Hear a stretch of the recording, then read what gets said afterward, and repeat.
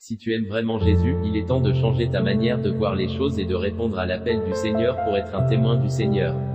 Il est temps de parler de Jésus à ceux de ton entourage qui ne le connaissent pas et qui sont sur le chemin de la perdition.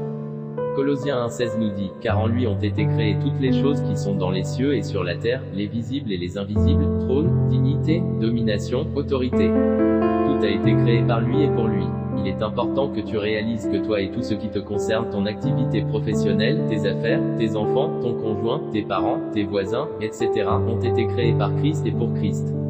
S'il t'a donné un conjoint, c'est pour que lui, elle, aussi bien que toi puissiez ensemble témoigner de Christ. Le travail qu'il t'a donné, c'est pour que tu puisses y faire briller la lumière du Seigneur. De la même manière, il t'a donné cet enfant, non pas pour que tu sois juste qualifié de parent, mais surtout pour que tu l'élèves dans la chrétienté afin qu'il soit un témoin de Jésus demain.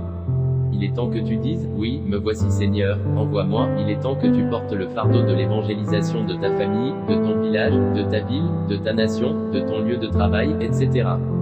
Recherche avant toute chose l'intérêt de Christ, que Dieu te bénisse. Œuvre avant tout pour l'intérêt de Christ.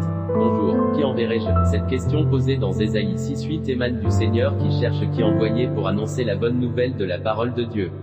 En effet, selon Matthieu 24:14, la fin viendra lorsque l'évangile sera annoncé dans le monde entier pour servir de témoignage à toutes les nations. Cependant, qui envoyer pour accomplir cette mission? Tous, en effet, cherchent leurs propres intérêts et non ceux de Jésus-Christ. Ce passage de Philippiens 2:21 concerne de nombreux chrétiens, malheureusement. Même lorsqu'ils viennent à l'église, ce sont leurs intérêts qui priment.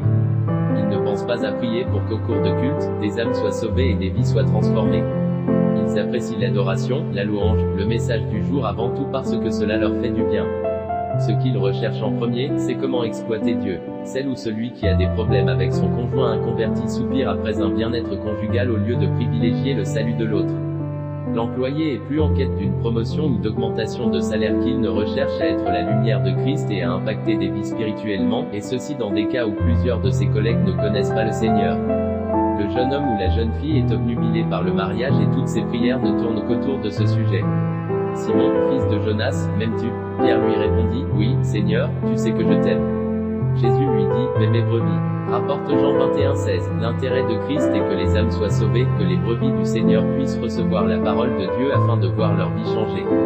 Matthieu 24:14. Cette bonne nouvelle du royaume sera prêchée dans le monde entier, pour servir de témoignage à toutes les nations. Alors viendra la fin. 1 Corinthiens 10:33. De la même manière que moi aussi je m'efforce en toutes choses de complaire à tous, cherchant, non mon avantage, mais celui du plus grand nombre, afin qu'ils soient sauvés. 1 Corinthiens 10:24. Que personne ne cherche son propre intérêt, mais que chacun cherche celui d'autrui. Marc 16:15. Puis il leur dit, allez par tout le monde, et prêchez la bonne nouvelle à toute la création. Ésaïe 6:8. J'entendis la voix du Seigneur, disant, qui enverrai-je, et qui marchera pour nous? Je répondis, me voici, envoie-moi. Philippiens 2:4. Que chacun de vous, au lieu de considérer ses propres intérêts, considère aussi ceux des autres. Ésaïe 56:11. Et ce sont des chiens voraces, insatiables, ce sont des bergers qui ne savent rien comprendre, tous suivent leur propre voie, chacun selon son intérêt, jusqu'au dernier. Matthieu 4 versets 19 à 20, il leur dit, suivez-moi, et je vous ferai pêcheurs d'hommes. Aussitôt, ils laissèrent les filets et le suivirent.